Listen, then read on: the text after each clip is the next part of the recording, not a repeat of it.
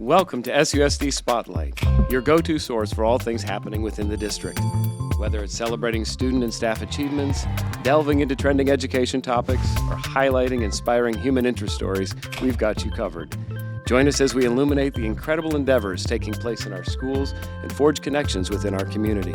Get ready to be informed, inspired, and engaged as we embark on this journey together, spotlighting the extraordinary in SUSD. Welcome to another edition of SUSD Spotlight. Today we're excited to be joined in studio by two partners in Melody Makers, program at Saguaro's Math and Science Academy.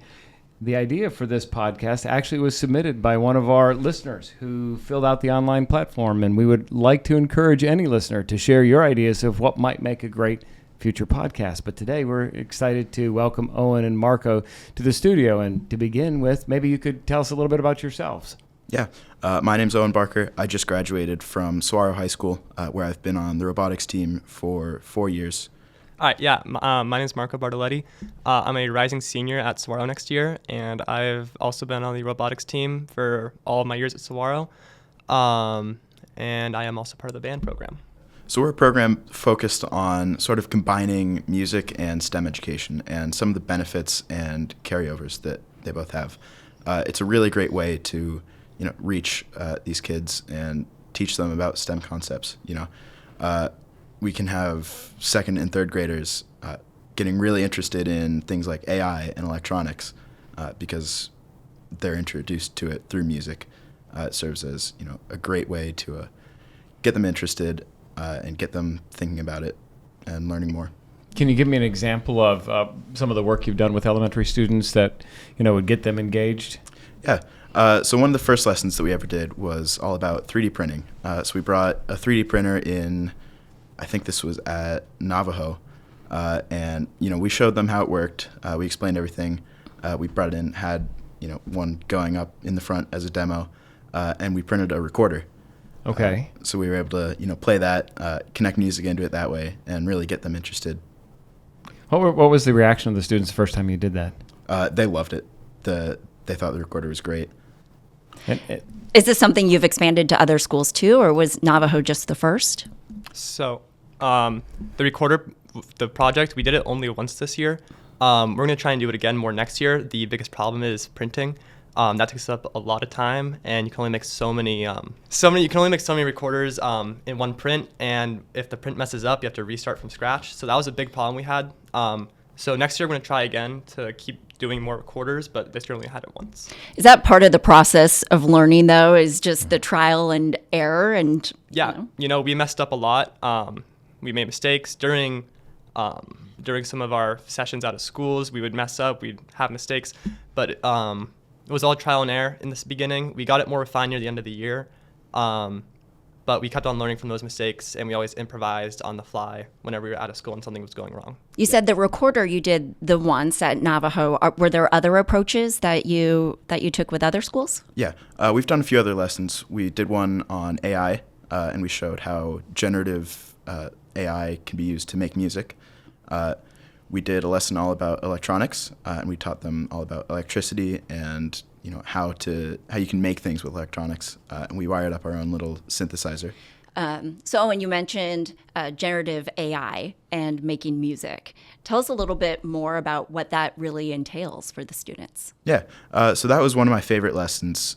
So the way we went about doing that was we asked ChatGPT to give us a prompt that we could actually give to a generative AI software.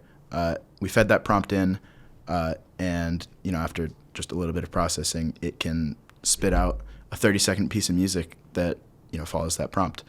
And then what we did was I followed that same prompt, created a 30-second piece of music. We showed both of them to the students and asked them to try to tell which one was AI generated and which one was human generated, and we asked them which they preferred. And it was hard to tell apart. It was hard to tell which one was AI and which one was a human. What was their preference? I'm curious. It was about 50-50. Was it? Yeah. So does this make every student think that they can grow up and be the next Taylor Swift? I don't know. There's some talent involved in all of this as well, right? Certainly, yeah. Yeah, a big part of what we teach in that lesson is how is this AI making up these ideas? Is it coming up with this, or is it taking from other places and just transforming those ideas into that new product? And so the whole lesson is trying to focus on, can AI actually create, or does it just take? And those are really important questions for us to ask all the time when we're using AI for any number of reasons or doing any kind of research online, right? To figure out whether it might be fact or fiction. Yeah. Yeah.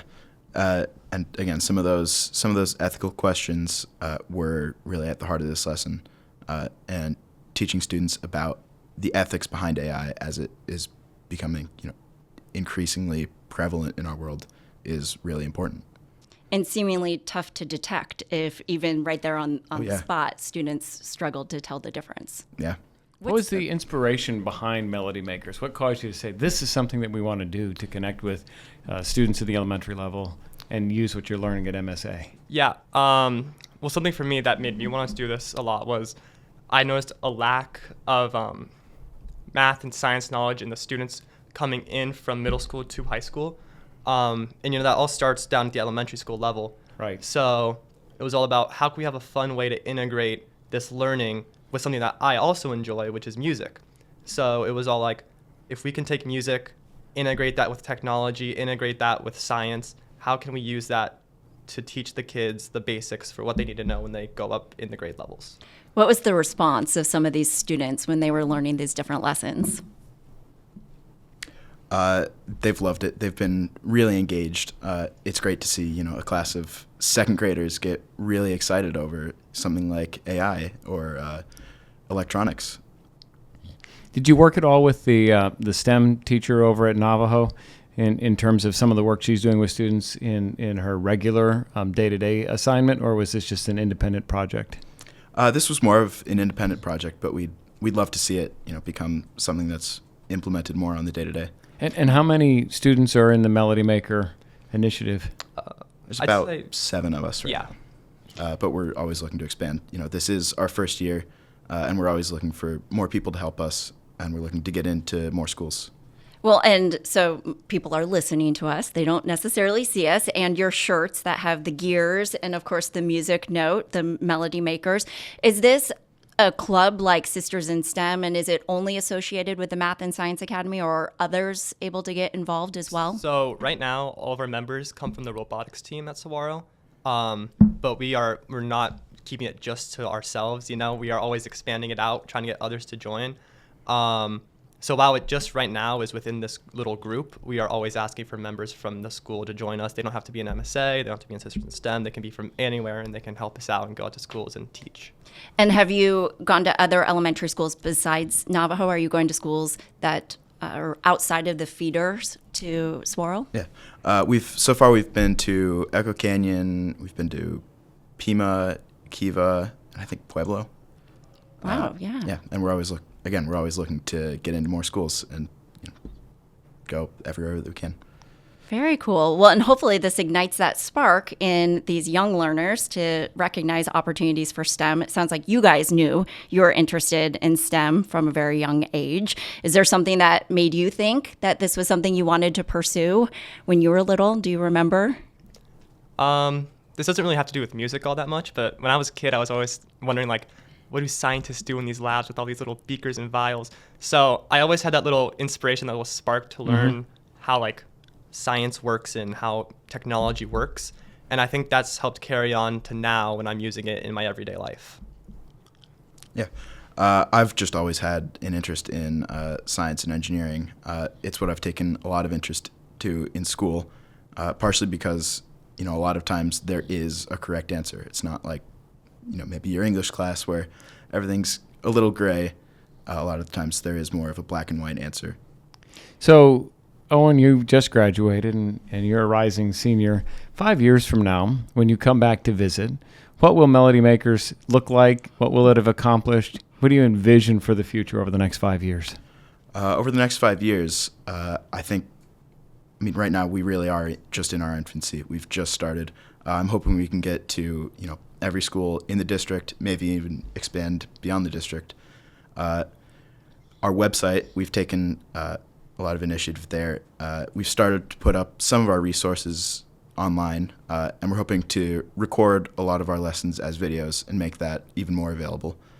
So that's another space where I'd love to see us expand, is online.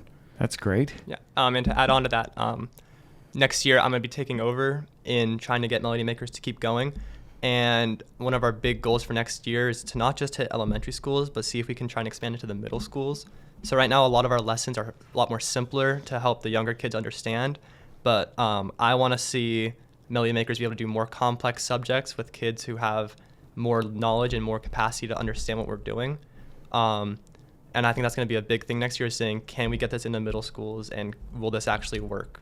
Do you think it's different for students to learn from other students, but from cool teenagers as opposed to a teacher or a parent? Yeah, I mean, I think we all know like the stereotype of learning from a teacher.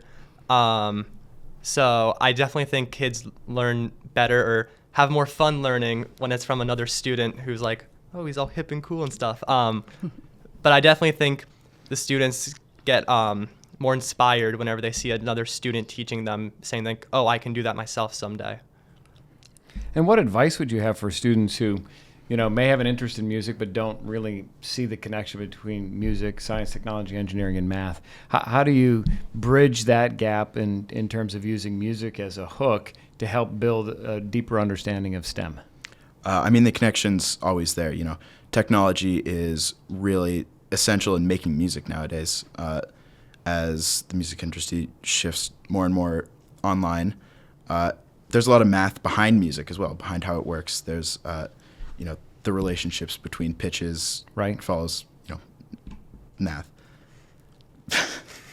And not boring math, right? It's something it's that interesting. That you can make sense of what you're listening to and why there's some order behind what you're hearing, and it's not just random. Yeah. Do you see this, especially at the middle school where classes are departmentalized, do you see this specifically relating to the STEM, maybe science and engineering courses, or do you see this even in the music classes that a music teacher might engage when we're thinking about what those future jobs look like? Yeah, I think that's really an important question. Melody Makers right now is all about the science and the math behind what goes into these things, but with the future and what we want to do with it, we want to go also more into the music side, because it's Melody Makers, not just science makers, It's not all about that science and that technology. It's about how that music can work along with it. So in the future, we're definitely trying to find new lessons that we can make that will include more of a music concept to it that music teachers can bring into their lessons, learning about string harmonics or pipe harmonics and how that affects the instruments and how they sound and play. Maybe one day we'll have a whole band from the Melody Makers, and you'll be playing, or the students will be playing instruments from these 3D printers. Yeah. It'll be fun. So for people who want to learn more about what you're offering, what is your website? It's melodymakers.org. Okay, and how long has that been live?